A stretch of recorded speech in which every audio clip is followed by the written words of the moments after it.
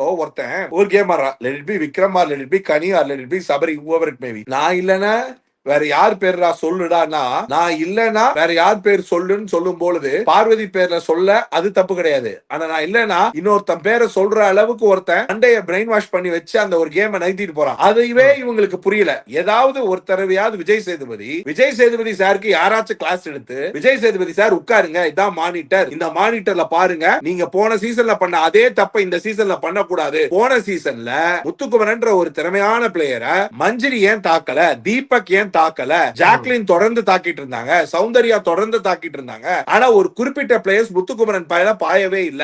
ஏன்னா தன் கேம் அடிபற்றோம் அப்படின்றதுலயும் தனக்கான அதிர்வலைகளை தாக்கு பிடிக்க முடியலன்றதையும் யாரும் அவங்க நேரடியா அந்த பிளேயரை தாக்கவே இல்ல. விக்ரம் ஏன் சார் சுபிக்ஷாவோட கேமே விளையாட மாட்டேங்கிறாரு? விக்ரம் ஏன் சார் கனியோட விளையாட மாட்டேங்கிறாரு? ஏன் கனியும் சபரியும் வேற ஏதாவது பிளேயர் பார்வதியை தாண்டி வேற ஏதாவது ஒரு பிளேயர் கிட்ட விளையாடலாம்ல? ஏன் சபரி வெளியில தெரியவே மாட்டேங்கிறான்னு நினைக்கிறேன். இல்ல sir, Sabari Ghani okay, but Subiksha கிட்ட ஒரு டிஃபரன்சஸ் வச்சிருக்காரு. இப்ப கூட ரீசெண்டா நீ பண்றது நல்லா இல்ல, அதே அதாவது கருத்துக்கள் கேம்ல கருத்துக்கள் தான் பரிமாறுது. டிஃபரன்ஸ் ஆஃப் ஒபினியன்ல கேம் எங்க கிளாஷ் ஆகுதுன்ற.